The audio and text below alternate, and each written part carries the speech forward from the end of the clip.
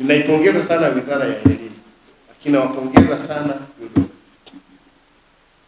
Profesa, hii nchi ni ya kwetu. Tukiona leo Mswahili anaaminika kujenga kampasi ya bilioni 20, mimi mwenyewe kama kiongozi, kama kijana, kama Mtanzania nafarijika sana. Na kwa kweli mimi najisikia vibaya sana napoona jengo tu la bilioni 20 kama mahakama hapo anajenga foreign. Sina ubaguzi, lakini ningetamani kuona kwamba sisi mabenki yetu yanajishughulisha kuwaamini wa Tanzania miradi midogo midogo ya bilioni 20, bilioni 40, bilioni 50 tufanye wenyewe. Profesa, ukiangalia mradi wa HITI, wewe mtu wa wizara, HITI nzima project ni bilioni ngapi?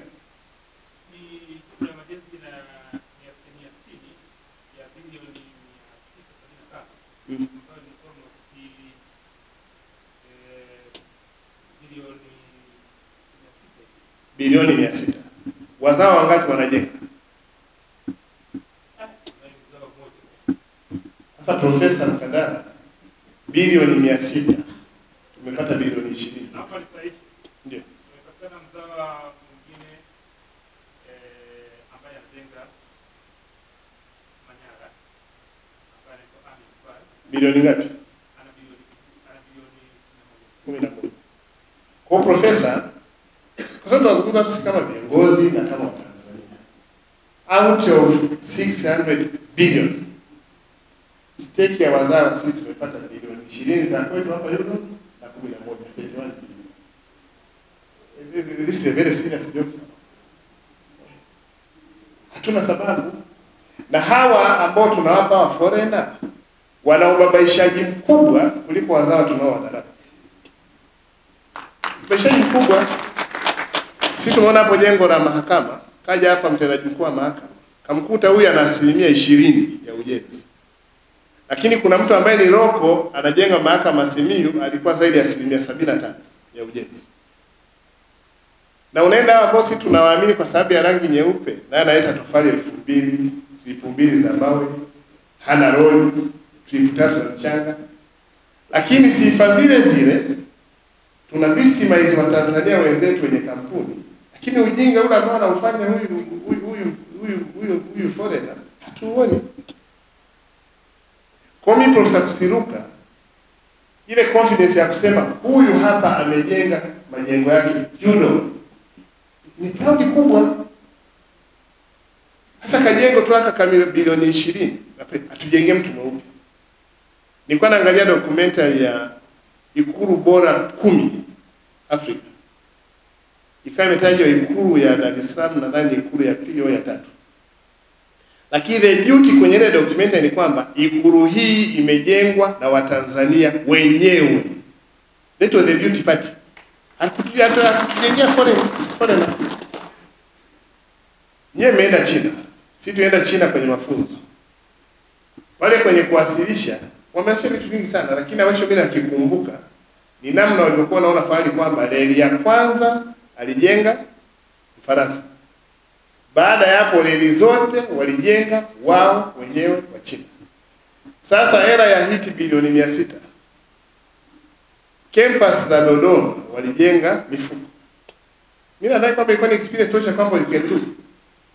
Sasa bilioni 600 zote tumeenda kuwapa watu. Material ya kwao, human resource ya kwao, sisi tumevuna vibarua. Hapo ni temporary vinaisha. Nachosema tubebe hii asila.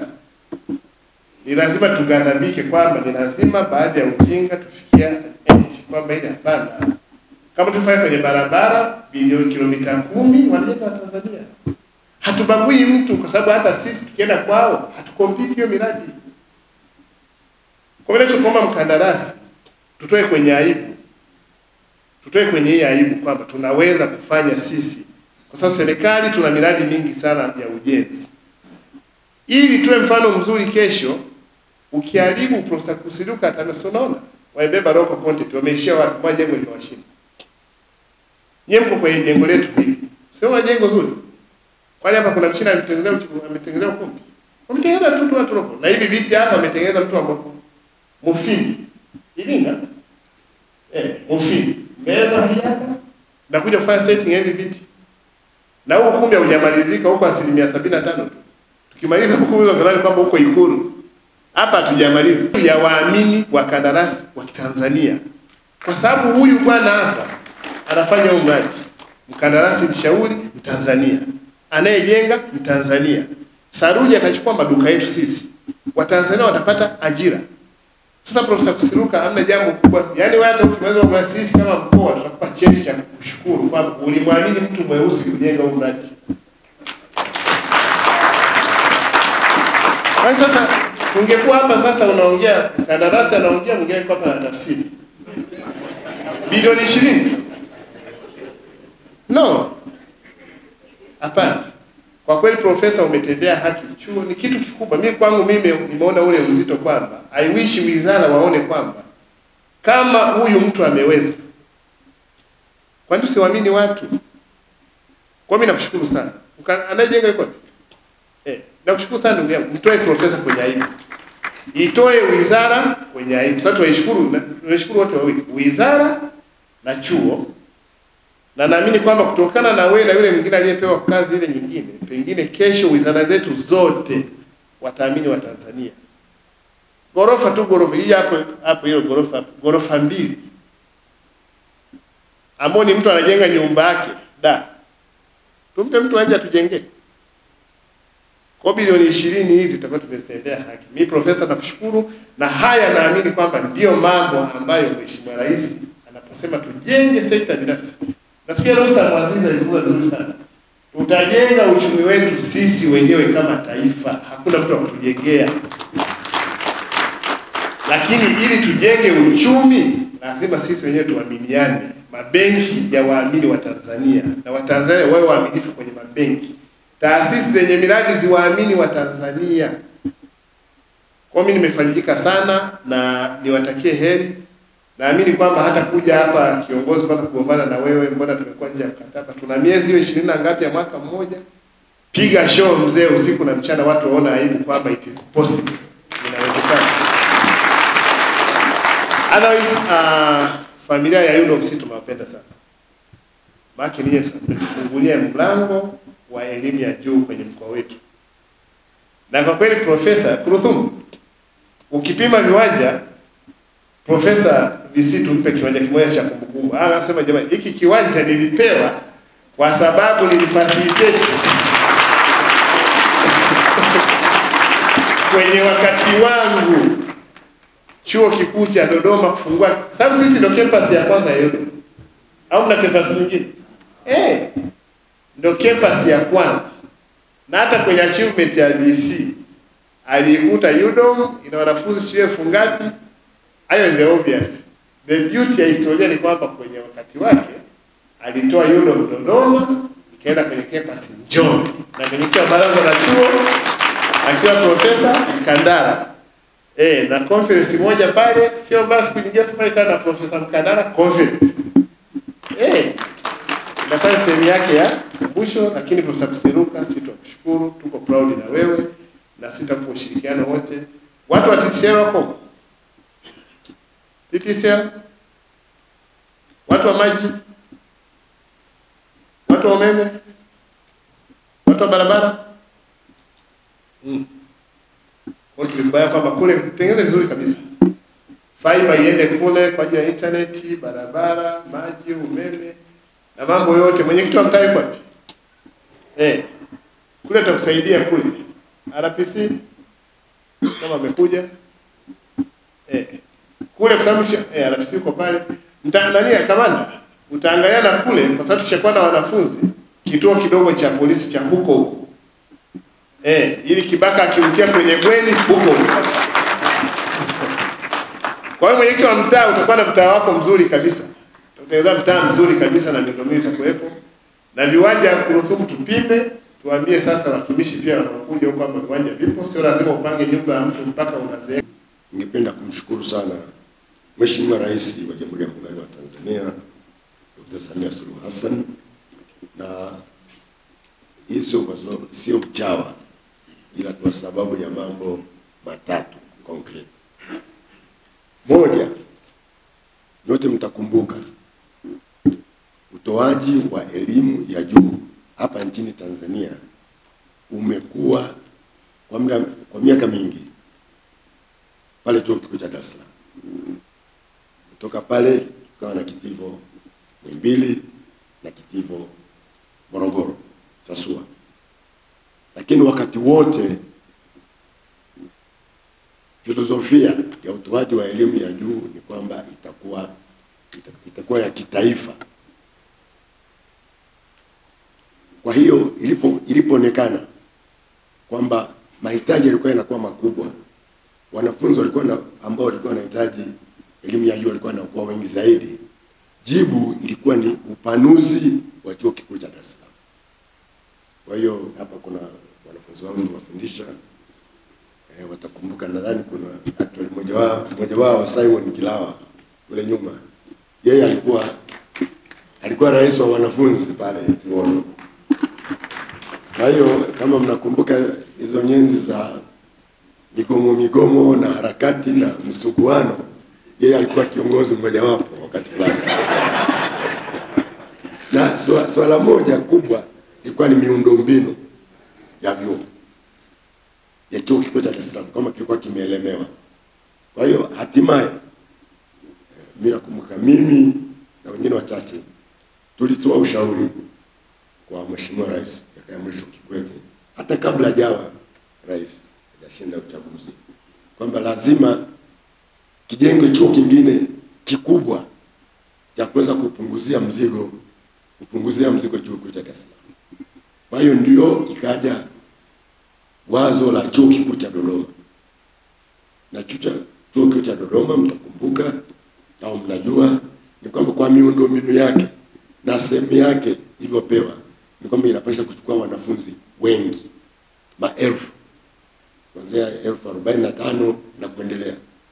Maana hapo moduli yake, hiyo model ilikuwa ni vyuo vikuu vya nchi nyingine kama Marekani, kama Chuo Kikuu cha Chicago ambacho kina wanafunzi zaidi ya 100,000, au hapa Afrika Chuo Kikuu cha Cairo kina wanafunzi zaidi ya 200,000 wanafundisha pale. Kwa hiyo kwa hiyo kwamba miundombinu yake, walimu wake, kila kitu itakuwa ni chuo kikubwa ambacho kitaweza kuchukua wanafunzi kutoka kila kona ya nchi hii.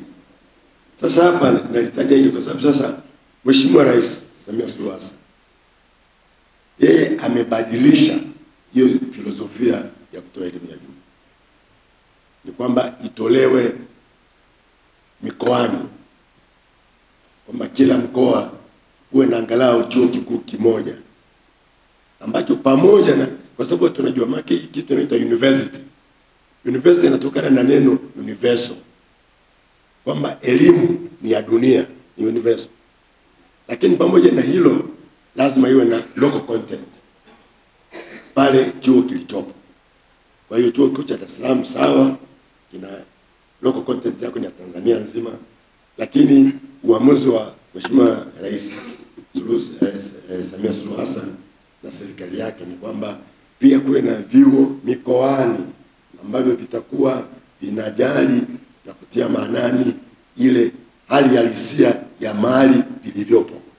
Kwa hiyo kama tulivyoelezwa hapa, kama mahali penyewe ni kilimo, ni parachichi, ni mining, basi chuo kikuu hicho kilitilie hilo maanani, pamoja na kwamba kisiwe kwamba ni kijiwe cha Njombe, kwamba kitafundisha tu mambo ya Njombe, sio hayo mambo tena ya universal, hapana. Kwa hiyo ni hiyo university, kwa university mambo ya ulimwengu, mambo ya kihistoria yatakuwa bado yanatolewa, lakini kitatilia maanani zaidi hali halisi ya hali kilichopo na mahitaji na maono ya wananchi wakazi wa maeneo hayo, ili kusaidia kuinua uchumi na hali nyingine za sehemu hiyo. Kwa hiyo ndio sababu ya kwanza kutoa shukrani kwa Mheshimiwa Rais Samia Suluhu Hassan. Sababu ya pili ni uamuzi wa kuchukua mkopo chini ya mradi wa HEET ili kuwezesha mradi huu uwezekane. Inawezekana kabisa, wote tunajua hatuna pesa, deni la taifa linazidi kukua na kadhalika. Kwa hiyo angeweza kusema kwamba hapana, hivi vyuo vitajengwa kufuatana na kudunduliza kwa hela ndogo ndogo kutoka kwenye bajeti ya kila mwaka. Lakini Mheshimiwa Rais na serikali yake waliona umuhimu wa kuwa na vyuo hivi vijengwe mara moja bila kuchelewa, ili vianze kutoa huduma ambayo inahitajika na wananchi wetu. Lakini mwisho la tatu, lakini sio kwa umuhimu, ni uamuzi wa kuanzisha mradi huu wa chuo kampasi ya Njombe. Tumeeleza tayari wazee waliotoa ombi kwa Mheshimiwa Rais, na wakati ule kamnyama kalishagawiwa, vipaja vikaenda huku, Mbawa huku na kadhalika, lakini Jungu Kuu alikosi mkoka. Kwa hiyo ndio wakaangalia kwenye Jungu Kuu. Mheshimiwa Rais baada ya kukutana na wazee hapa na kadhalika, akaona kwamba basi zitafutiwe hizo fedha zilizobaki ziweze kuwezesha ujenzi wa kampasi hii. Kwa hiyo kwa kweli tunamshukuru sana pia kwa hilo, na ili jukumu tukapewa chuo kikuu cha UDOM kwamba ndio tusimamie ujenzi huu. Kwa hiyo pia naomba kushukuru sana uongozi wa mkoa chini ya Mheshimiwa Anthony Mtaka na wenzie kwa umakini mkubwa wa hali na nguvu ambavyo wameipokea mradi huu na kutoa ushirikiano wa hali ya juu. Kwa kweli hivi ni kwenda beyond ile minimum kuhakikisha kwamba tunafanikisha kazi hii. Lakini pia tunashukuru mapokezi ya huu mradi na wananchi na viongozi wote wa mkoa wa Njombe. Tunafarijika sana na tutahakikisha kwamba tunashirikiana nanyi na tunafanikisha mradi huu. Na pia maki hiyo commitment yenu, hiyo ari yenu, tayari wenu kupokea na kuwezesha huu mradi ufanikiwe, inakuwa ni deni kwetu. Na deni kwetu ni kuhakikisha kwamba tutakuwa na mitaala ambayo itakidhi kiu yenu ya kuongeza ufanisi na kuletea maendeleo. Mwisho lakini sio kwa umuhimu, ningeomba pia kutoa shukrani nyingi sana kwa Vice Chancellor, makamu mkuu wa chuo kikuu cha Dodoma, ambaye sasa ndiye atakuwa pia mwenyekiti wa baraza la board ya campus ya hapa ya Njombe na wenzake. Kwa kweli wamehakikisha kwamba baki sisi tumepewa hii mwisho kabisa, wengine wote walishatangulia, lakini wamehakikisha wanakimbizana usiku na mchana kuhakikisha kwamba ujenzi unaanza, na baada ya mwaka mmoja kuhakikisha kwamba programu zinaanza angalau kwa uchache wake, wakati unatafuta nyenzo nyingine, fedha nyingine kuendeleza programs nyingine. Shukrani nyingi zimetolewa hapa na mimi nitajitahidi kwenda kwa haraka kidogo, lakini shukrani ya kwanza niitoe kwa wananchi wa Njombe kwa sababu mlitumia fursa. Mlipokutana na rais mkaamua kuomba chuo kikuu. Mngeweza kuomba kitu kingine chochote, lakini vingine vyote ambavyo mngeomba vinatokana na chuo kikuu. Kwa hiyo kwa kuomba kupata campus ya chuo kikuu, maana yake mliomba vingine vyote vinavyotokana na elimu na ujuzi na maarifa. Kwa hiyo naomba mjipigie makofi kwenye eneo hili. Lakini kama ambavyo viongozi wote wamesema, kwa kweli tunampongeza na tunamshukuru sana Mheshimiwa Rais. Katika awamu hii ya kujenga campus za vyuo vikuu, hiki ya Njombe ndio ilikuwa ya mwisho. Kwa hiyo na niseme ule ukweli, fedha ambazo zinatumika kujenga hii campus hapa Njombe, chuo kikuu cha Dodoma, ilitakiwa itumike kujenga kituo cha ubunifu cha TEHAMA kwenye chuo kikuu cha Dodoma. Mwanzoni ndio walikuwa mawazo, lakini nadhani baada ninyi kuendelea kumwomba Mheshimiwa Rais na serikali, na kwa kuzingatia kwamba huu ni kati ya mikoa ambayo kwa kweli inajitahidi sana katika kuchangia uchumi wa nchi hii, nadhani serikali iliona ni busara kwamba hawa watu wanastahili kupata kampasi ya chuo kikuu. Na sio kwamba mikoa yote ya Tanzania hadi sasa ina kampasi za vyuo vikuu. Hapana. Mkoa wa Songwe bado, mkoa wa Mtwara bado, mkoa wa Pwani bado, pamoja na kwamba uko karibu na Dar es Salaam. Kwa hiyo maana yake ni kwamba serikali ilielewa na inajua kwamba chuo kikuu kitakuwa ni chachu ya maendeleo kwa mkoa huu wa Njombe, na kwa kweli hata mimi binafsi ninafurahi kwamba mkoa umepata chuo. Ninakumbuka nilipokuwa naitafuta hiyo elimu mimi, nilikuwa nakwenda kwa miguu, wanaojua Makete, utakuja unapanda basi moja, wakati ulikuwa linaitwa Mwafrika, alafu utafika hapa unapanda Rerwe, alafu ukifika Iringa unapanda Kamata, unakwenda Dar es Salaam. Sasa nikiona hivi ilivyo, na sikuwahi kuamini kwamba naweza nikaishi nikashuhudia mabadiliko haya. Kwa mimi nafsi nafurahi kwamba watoto wetu na vijana wetu watapata fursa, na sisi ambao tulipata elimu nadhani wajibu wetu ni kutayarisha mazingira mazuri kwa ajili ya vijana wetu. Kwa hiyo ninawapongezeni sana.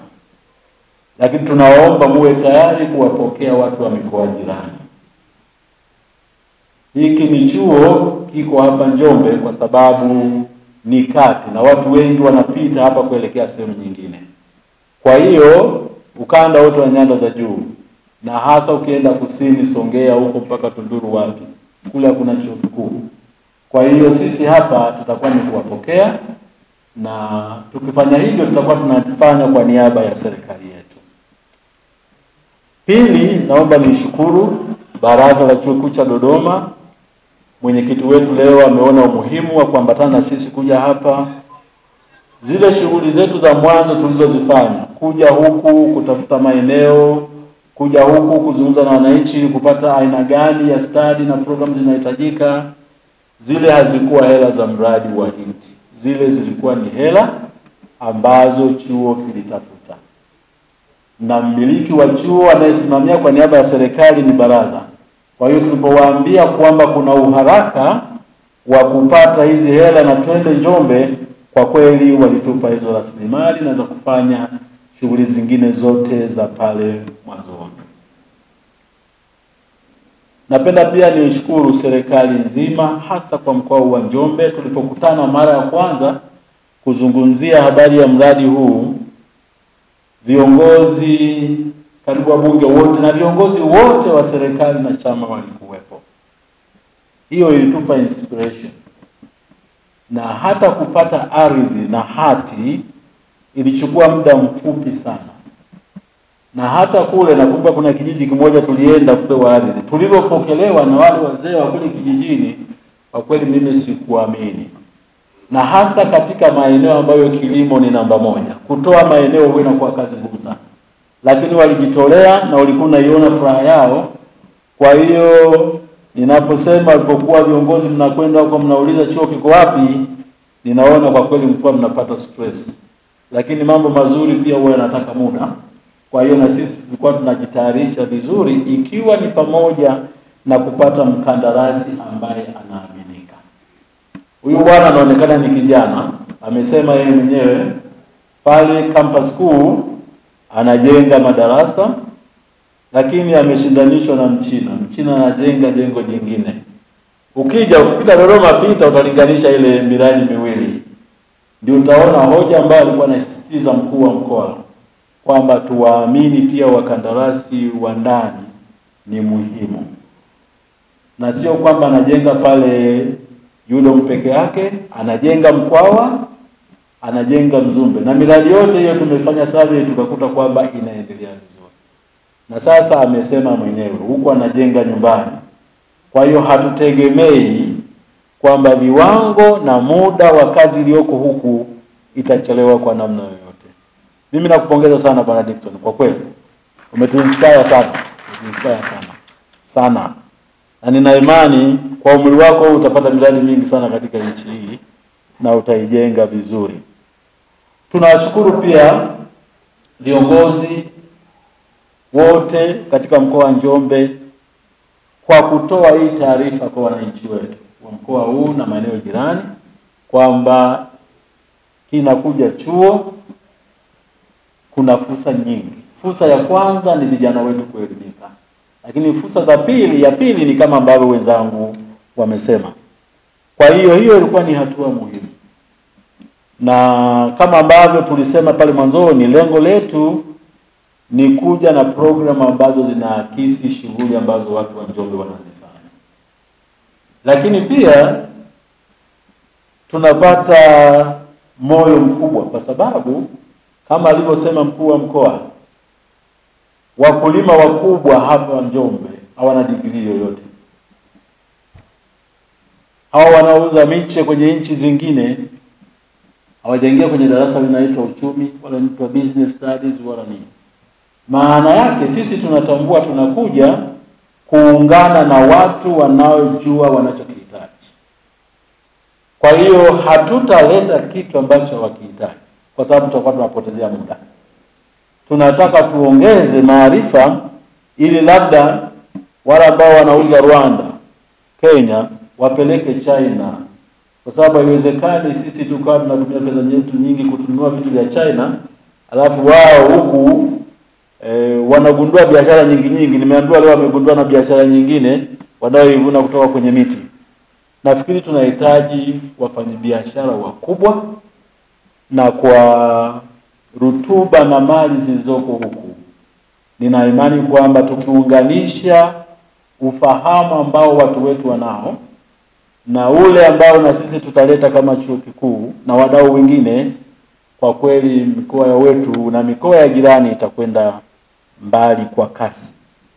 Na tunawapongeza sana wananchi na viongozi ambao wakati timu yetu imekuja kukusanya maoni ya maeneo gani wanadhani tunahitaji kuleta stadi, walitoa mawazo mazuri sana. Sisi ambao hatukuja huku, lakini walipokuwa wanatupa mrejesho, ilionyesha kwamba watu wanafanya vile vitu wanataka wanachokihitaji. Hawataki tuwaletee hapa nadharia. Na sisi hatuna intention ya kuja na chuo ambacho kinaleta nadharia. Miaka ya nadharia imeisha. Sasa hivi ni miaka ya vitendo, ni miaka ya ubunifu, ni miaka ya amali, na ndiyo sera ya serikali ya sasa. Na tunaomba tutakuja tena kuja kuonyesha aina gani ya program kabla tujazipeleka kwenye tume ya vyuo vikuu kwa ajili ya kupewa ithibati. Tutaleta mrejesho kwamba kwa kuanza tunaanza na program zipi. Tunaomba muendelee kutoa maoni. Kama tulikuwa tujawaelewa vizuri wakati tunakusanya maoni na tukaleta kitu tofauti, bado tunawakaribisha katika kutoa maoni ili kufanya maboresho. Kwa wananchi wa Njombe, fursa zimetajwa, ziko nyingi. Na mkuu wa mkoa nashukuru, nilikuwa sina kiwanja Njombe. Kwa hiyo nashukuru kwamba muhusika atanipa kiwanja na atanipa mahali pazuri tu. Nina imani itakuwa hivyo, hawezi kunipa mahali pabaya. Nashukuru sana.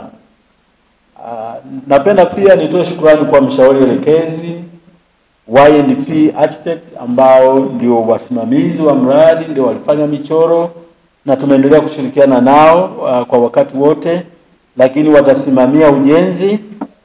Na kwenye hili la usimamizi wa ujenzi, ninaomba sisi wote tuwe wasimamizi wa ujenzi. Kwa maana ya kwamba piteni pale mnavyoona wanajenga, angalieni kama kuna kitu kinaonekana kinapinda, na humu kuna wajenzi pia. Kama kuna kitu kimepinda wakati kitakuwa kinyoke, msione shaka kusema kwamba huu ni mradi tuliouomba sisi. Na kwa maana hiyo wewe unaye kuja kufanya kazi hapa, waajiri wako wa kwanza ni sisi tuliokuwa na wazo. Nina imani tukiona kwamba tuna wajibu huo, ni hakika tutakuja na kitu kizuri na kitu kinachopendeza. Na tumesema hii ni awamu ya kwanza, na tunashukuru kwa ile site ambayo umetupa. ni nzuri sana, kwa maana iko juu, na kwa hiyo kadri magorofa yanavyopanda, nafikiri watu wakiwa wanafika Makambako watakuwa wanaziona. Kwa hiyo watakuwa wanajua tunakwenda mahali ambako kuna watu wamejipanga vizuri. Na kwa mkandarasi, ninaomba pamoja na sifa tulizokupa, bado ujue unadaiwa jambo kubwa. Huku watu wana uchumi mkubwa kama ulivyoambiwa. Kule Dodoma tunakaa kwenye nyumba zilizojengwa na watu kutoka huku. Kwa hiyo watakupa. Sasa na sisi tumekuja kukutangaza. Tumekutangaza ili fursa nyingi zije kwa ajili yako, na tuna imani kama ambavyo umeonyesha sasa hivi ni kwamba hii shughuli itakwenda vizuri. Tunatamani ndani ya mwaka moja hii kazi imekamilika na sisi tuanze kufanya kazi na wananchi hawa kwa ajili ya kuelimisha. Kwa kumalizia, napenda kuwashukuru wote kwa umoja wenu, hata kwa kuwepo leo hapa. Najua mmeacha kazi nyingi, lakini mmekuja kushuhudia hii shughuli ambayo ni kubwa. Kwa upande wetu mimi nasema ni kubwa sana, hata mimi mwenyewe naiona ni kubwa. Itatusaidia kama mkuu alivyosema kwamba kuna takwimu zinazoonyesha kwamba kuna udumavu mkubwa katika ukanda huu. Na mimi kuna wakati nilikuwa na doubt hizi takwimu. Sisi watu wa huku wengine ni wafupi tu, lakini mtu aliyedumaa huwa sio rahisi kuwa profesa. Huwa sio rahisi. Kwa hiyo ni ufupi unaotokana na vinasaba. Lakini kusema wewe ukweli, sidhani kama watu wa huku wana utapia mlo kwa kiwango hicho. Tumeona maeneo ambako watu wanatakiwa wawe na utapia mlo. Sasa si maprofesa huwa tunabisha kwa takwimu. Ila hizi nafikiri nitaendelea kutetea kwamba tusichanganye udumavu na vinasaba vya ufupi ambavyo watu wengine huku wanavyo. Lakini kusema ule ukweli, nina imani kwamba tutakwenda na mradi huu vizuri, na imani ukifanya vizuri serikali itaona fursa sababu ya kuongeza na awamu nyingine, na nina imani kwamba ukanda huu pia utakuwa ni ukanda ambao elimu ya juu sio changamoto ambayo vizazi vyetu watazipata. Jamhuri ya Muungano wa Tanzania. Mheshimiwa Mkuu wa Mkoa na Meza Kuu, mimi ni Hannington Kagiraki, ni injinia wa miradi ya IT na ni mratibu wa portfolio ya majenzi katika mradi huu wa IT kitaifa. Hapa nimekuja kumwakilisha mratibu wa mradi wa IT kitaifa Dr. Kennedy Hosea. Wizara imenituma niwapongeze Chuo Kikuu cha Dodoma kwa namna ambavyo wameweza kuitikia wito na kupokea maelekezo kama yalivyotolewa na kuyafanyia kazi kwa ufanisi mkubwa, na hatimaye leo mbegu iliyokuwa ikitafutwa kupandwa na shamba limepatikana na inapandwa rasmi leo katika mkoa wa Njombe.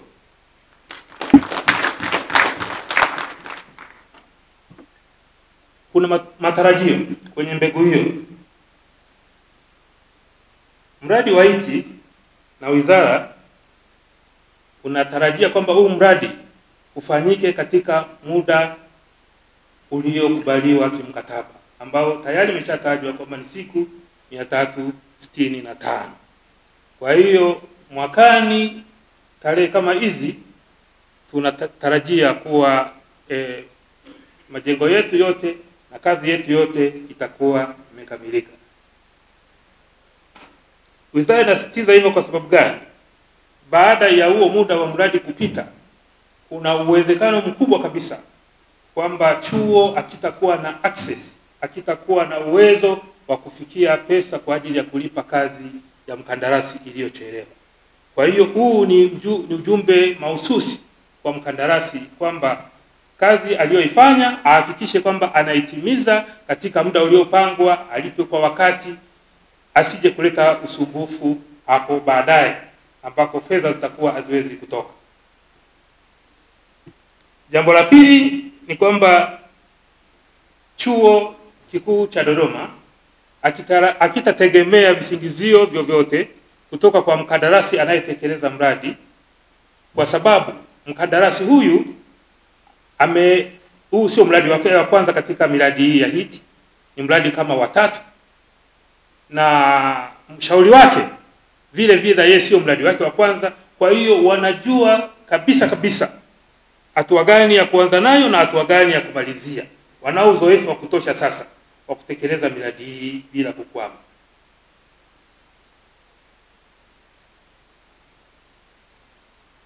Mkataba mnaokaribia kusaini sasa hivi una vipengele zinaitwa clauses ambazo zinatoa haki na wajibu.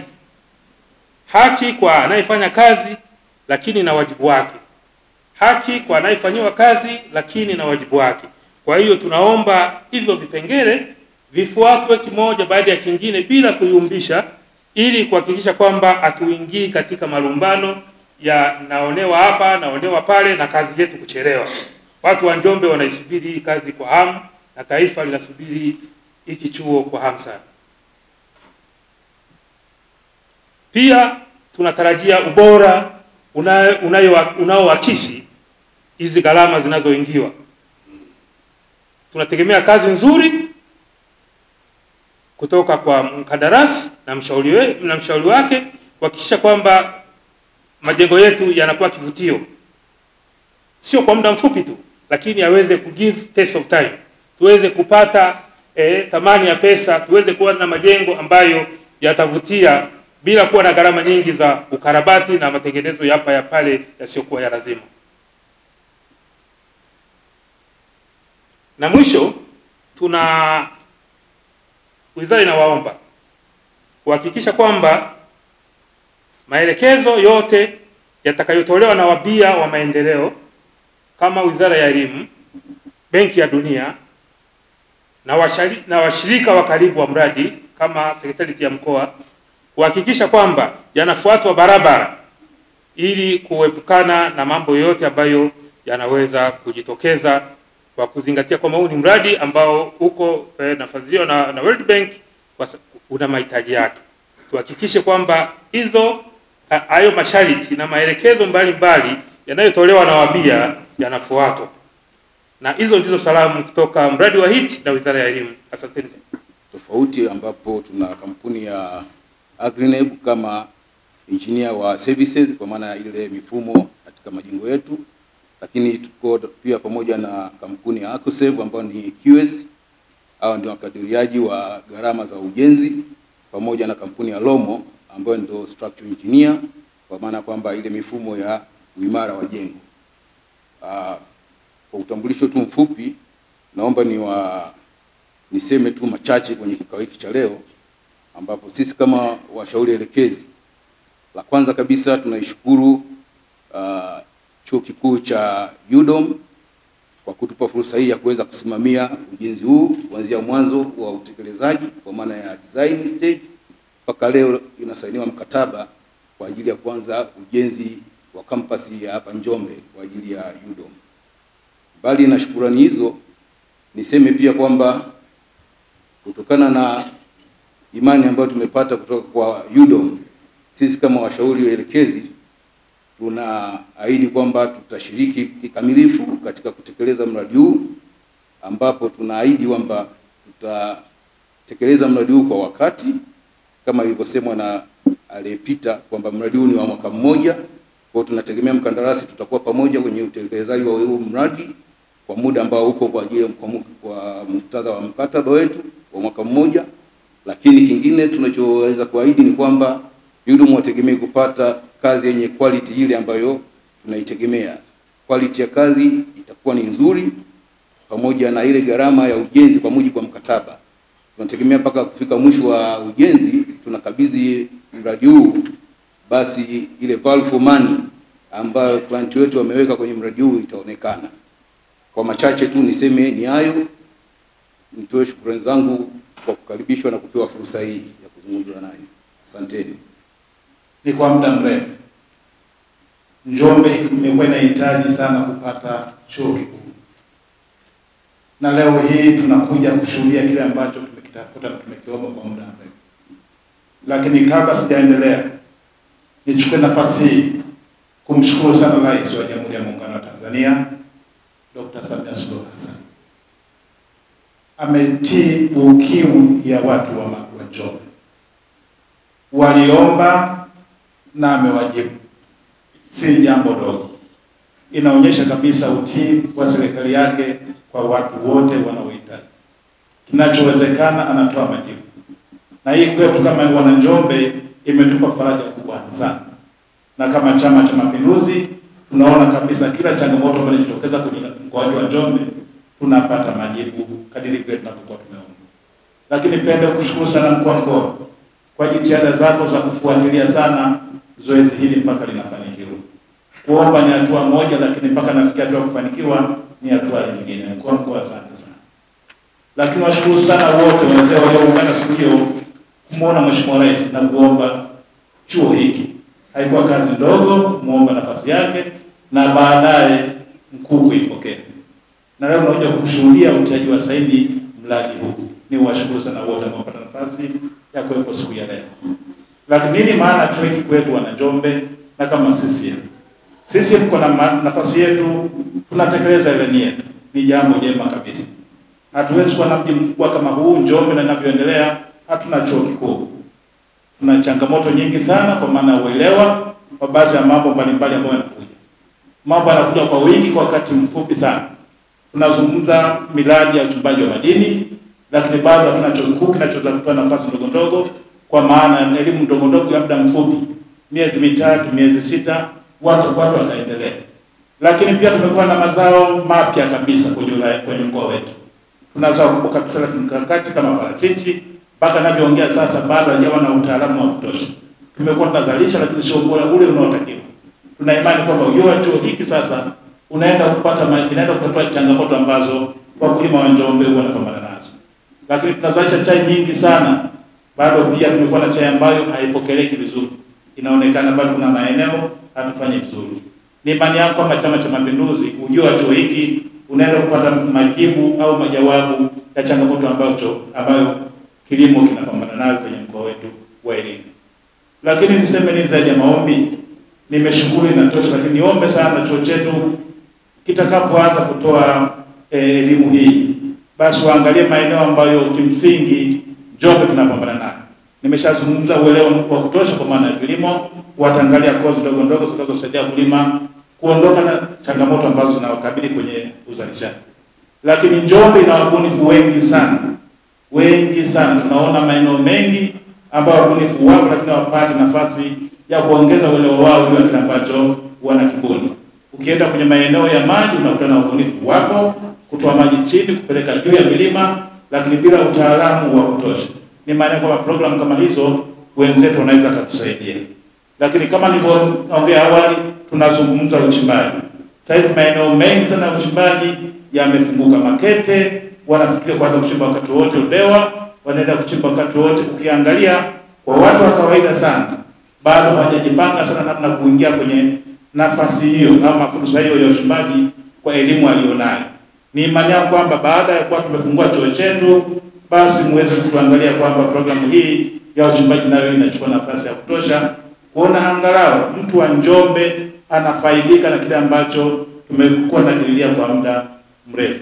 Lakini ombi langu kwa serikali, tuombe sana na ndio tutakapoanza hii tunavyotia sasa leo kwa maana kushuhudia, tujaribu kuweka mawasiliano ya wazi kati ya mkandarasi pamoja na sisi wasimamizi. Inawezekana kabisa mikataba mingi sana kunakuwa na changamoto ya ucheleweshwaji kwa maana mawasiliano. Unakuta mkandarasi ana shida 1, 2, 3 lakini bahati mbaya anachelewa kupata majibu au tatuzi ya changamoto ambayo anakutana nayo. Ni imani yangu kwamba mkoa utajipanga vizuri kuona angalau mkandarasi anapoingia kwenye kazi yake kila siku basi unakuwa naye jirani kwa maana kwamba miradi iende kwa wakati. Nimesikia hapa. Tunasisitiza kwamba miradi iende kwa wakati. Kama ndivyo ilivyo basi ni vyema sana na sisi tuwe tayari kupokea changamoto ambazo mkandarasi anakutana nazo na angetamani atekeleze wajibu wake. Kwetu sisi wajibu wetu kama serikali ni kuona angalau inawajibika kwa nafasi yake ambayo inayo. Ili angalau hoja hiyo ya kwenda mwaka mmoja ya ujenzi uweze kukamilika. Kwa sababu yeye kama yeye yako mahitaji ambayo atakuwa anayahitaji. Na inawezekana kwamba kama mawasiliano yatakuwa yamekuwa mazuri, basi baada ya mwaka mmoja uwezekano kupata mradi huu unaweza kuwa mkubwa. Sisi kama Chama cha Mapinduzi tunashukuru sana kwa Mheshimiwa Rais, tunashukuru sana uongozi wetu wa serikali kuona angalau mradi huu sasa unaenda kuanza. Umeshukuriwa kwa muda mrefu, umezungumzwa kwa muda mrefu. Kwa bahati mbaya sana watu walifikia sehemu wanaona kama hakitawezekana, lakini leo imeweza kuwezekana.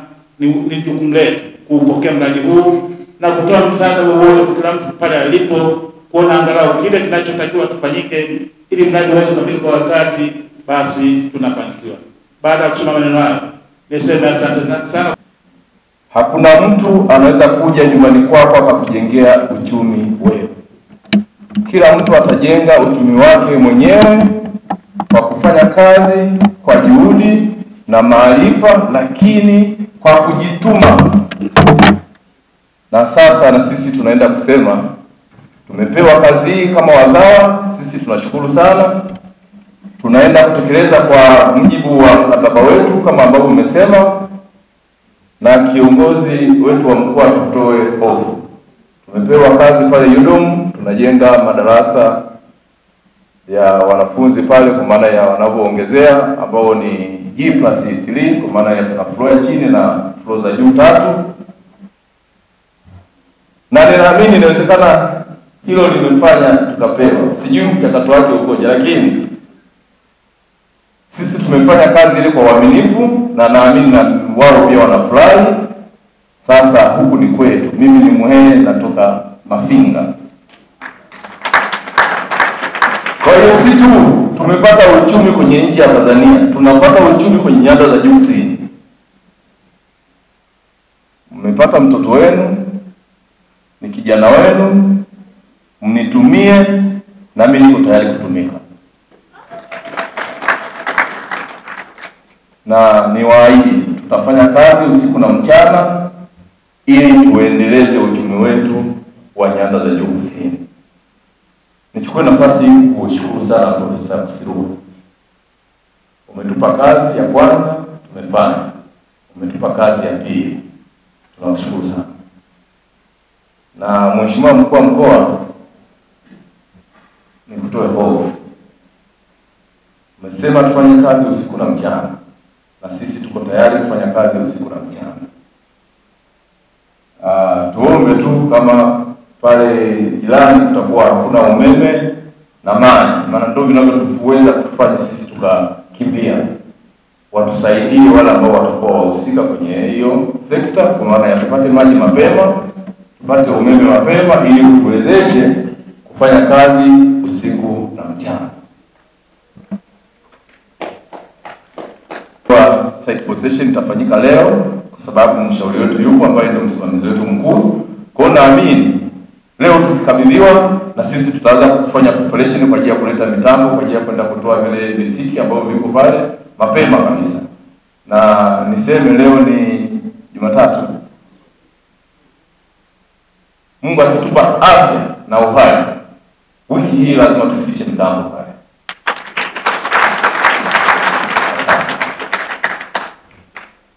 Kwamba alisharidhia, lakini baada ya hapo tunashukuru sana, hatua zimeenda kwa haraka.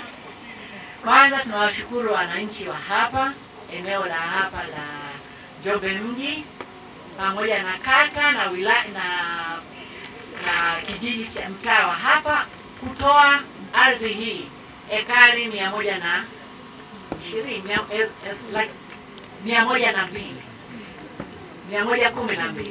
Kwa hiyo hizi eka zimetolewa bila fidia.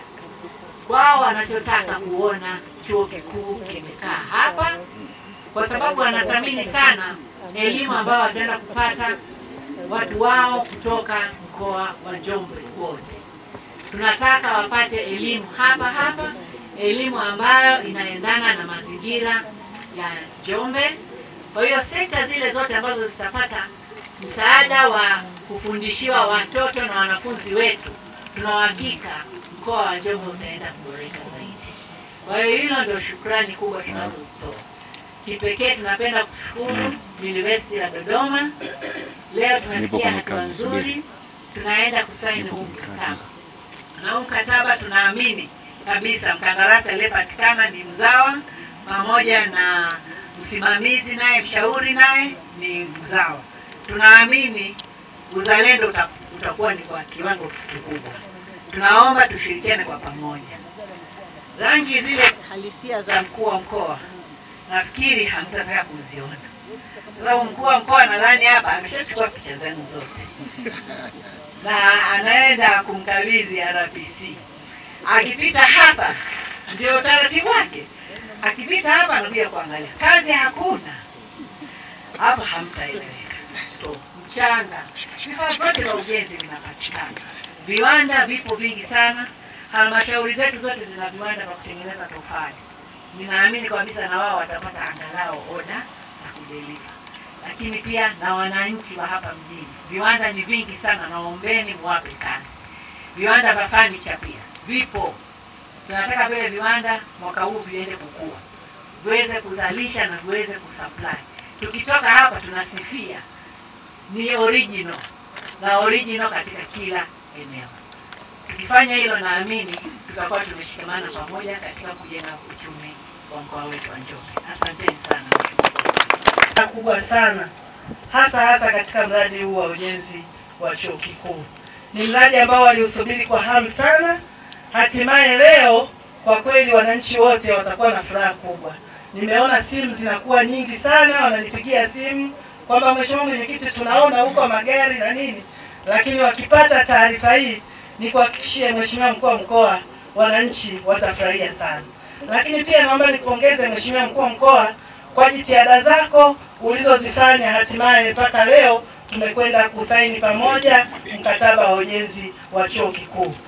Binafsi namshukuru sana pia mheshimiwa mama yetu mpendwa, jemedari wetu, Mheshimiwa Rais wa Jamhuri ya Muungano wa Tanzania Daktari Samia Suluhu Hassan. Ametukumbuka wana Njombe, amesikia maombi yetu. Ninasema asante sana, nashukuru sana. Asante mheshimiwa. Mkoa nimependa test tune uliyozungumza. Ile tune ndio inasababisha watu wanasema bwana Ajili Mwinyi atasimamia vizuri. Umeongea vizuri sana. Yaani wewe unastahili kabisa kuwa mshauri mwelekezi wa mradi. Na kama alivyosema rasmi mwenyekiti wa baraza la chuo, anapisie kwa chuo. Hapa tuna mtu wa TAKUKURU, tuna RPC, tuna mtu wa usalama, tafsiri magereza, uhamiaji. Tafsiri aliyosema ni kwamba wote tumekuja hapa kwenye jambo jema. Wote tuna furaha, tumekula chakula pale vizuri, wote maneno mazuri yametoka. RPC kaja hapa kwa raha zake kushuhudia, bwana magereza kwa raha zake, mtu wa TAKUKURU kwa raha zake. Sasa huyu bwana amesema wiki 2 mobilization. Commitment ni mwaka mmoja. Inafika mwezi wa 12 sasa. Tuseme labda mwezi wa 9. Maana mwezi wa 9 wa 10 tuna ugeni wa mheshimiwa rais. Mnaanza kutafuta mradi sasa. Huyu bwana apatikane kwenye simu. Alikuja hapa na katapila mbili akaziweka hapa. Huyu bwana anamtafuta, anamwambia unajua mimi advance leo nilipa haitoshelezi. Kwa hiyo ule wali tuliokula leo, sasa kazi ya RPC sasa, ubunge wanasema kwamba tunajigeuza kuwa kamati. Sasa RPC anajigeuza kwa jukumu jipya. Na kumtafuta wewe bwana. Hivi vitakuwa na waandishi wa habari leo kwa Njombe, mradi umezinduliwa hivi na hivi, sasa inakuwa mkandarasi aliyejenga kiwanda cha Dodoma tawi la Njombe akamata. Ndio sasa huyu RPC anajigeuza, anakamata. Yule mtu atakukua anajigeuza, anabeba maelezo. Magereza nayo anajigeuza.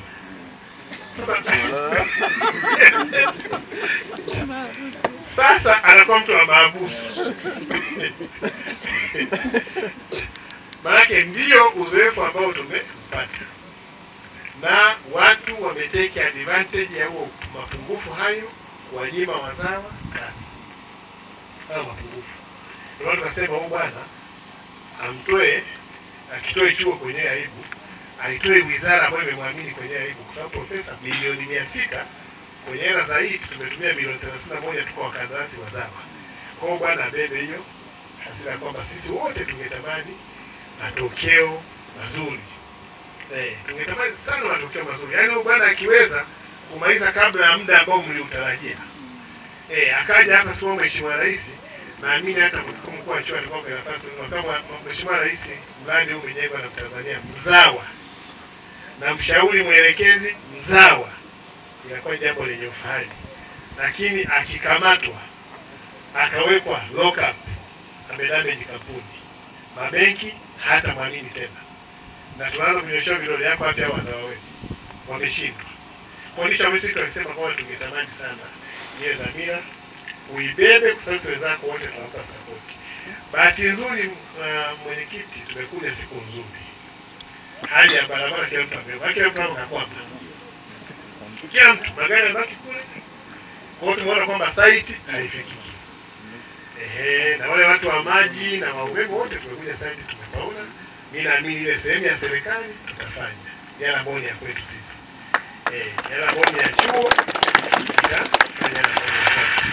Lakini hata sisi bwana, tunatakia kila la heri, tunakupa ulinzi wote, hatuna ulinzi wa kichawi, tuna ulinzi wa kiserikali kwa Mungu, kwamba hii kazi ifanye vizuri.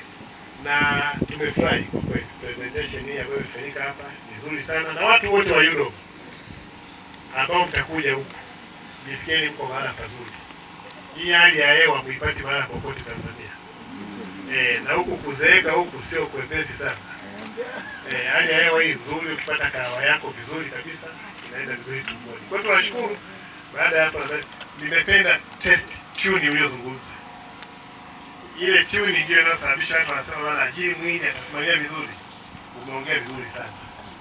Yaani wewe unastahili kabisa kuwa mshauri mwelekezi wa mradi. Na kama alivyosema Rasi, mwenyekiti wa baraza la chuo, anapisie kwa vipi? Hapa tuna mtu wa TAKUKURU, tuna PC, tuna mtu wa usalama, tafsiri magereza, uhamiaji. Tafsiri aliyosema ni kwamba wote tumekuja hapa kwenye jambo jema. Wote tuna furaha, tumekula chakula pale vizuri, wote maneno mazuri yametoka. PC kaja hapa kwa raha zake kushuhudia, bwana magereza kwa raha zake, mtu wa TAKUKURU kwa raha zake. Sasa huyu bwana amesema wiki 2 mobilization. Commitment ni mwaka mmoja. Inafika mwezi wa 12 sasa. Tuseme labda mwezi wa 9. Baki mwezi wa 9 wa 10 tuna ugeni wa Mheshimiwa Rais. Mnaanza kutafuta mradi sasa. Huyu bwana apatikane kwenye simu. Alikuja hapa na katapila mbili akaziweka hapa. Huyu bwana anamtafuta, anamwambia unajua mimi advance leo nilipa haitoshelezi. Kwa hiyo ule wali tuliokula leo, sasa kazi ya RPC sasa, ubunge wanasema kwamba tunajigeuza kwa kamati. Sasa RPC anajigeuza kwenye jukumu jipya. Na kumtafuta yule bwana. Hivi vitokea na waandishi wa habari leo kwa Njombe, mradi umezinduliwa hivi na hivi, sasa inakuwa mkandarasi aliyejenga kiwanda cha Dodoma tawi la Njombe akamatwa. Ndio sasa yule RPC anajigeuza, anakamata. Yule mtu atakukua anajigeuza, anabeba maelezo, magereza nayo anajigeuza.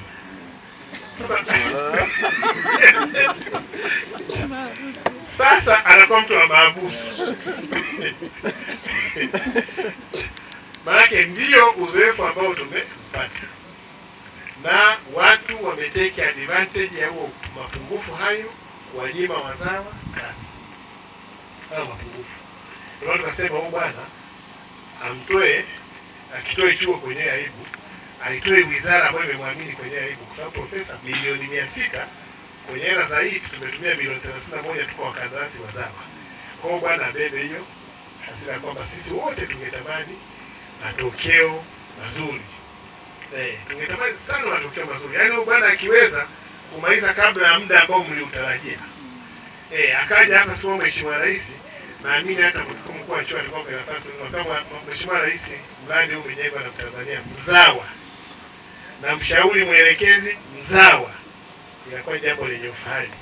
Lakini akikamatwa akawekwa lock up, amedamage kampuni, mabenki hata mwamini tena, na tunaanza kunyosha vidole yako hapa wazawa wetu wameshindwa. Kwa hiyo sisi tunasema kwamba tungetamani sana ile dhamira uibebe, kwa sababu wenzako wote tunawapa support. Bahati nzuri mwenyekiti, tumekuja siku nzuri, hali ya barabara kila mtu amebeba, kila mtu anakwama, kila mtu magari yanabaki kule. Kwa hiyo tumeona kwamba site haifikiki. Na wale watu wa maji na wa umeme wote tumekuja site tumepaona. Mimi naamini ile sehemu ya serikali tutafanya. Yala boni ya kwetu sisi. Yala boni ya chuo tutafanya na boni.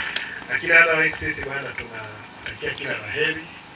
Tunakupa ulinzi wote, hatuna ulinzi wa kichawi, tuna ulinzi wa kiserikali. Kwa Mungu kwamba hii kazi uifanye vizuri, na tumefurahi kwa kweli. Presentation hii ambayo imefanyika hapa ni nzuri sana, na watu wote wa Europe ambao mtakuja huku jisikieni mko mahali pazuri. Hii hali ya hewa muipati mahali popote Tanzania. Na huku kuzeeka huku sio kwepesi sana. Hali ya hewa hii nzuri, ukipata kahawa yako vizuri kabisa, inaenda vizuri tumboni. Kwa hiyo tunashukuru. Baada ya hapa tunaweza sehemu ya kupita sahihi na tunafanya kama ambavyo tumesema. Tunashukuru sana. Asante sana. Naomba sasa makabidhiano ya certificate yafanyike. Naomba mkuu wa mkoa atakabidhi hiyo certificate. Viongozi wa chuo kikuu cha Dodoma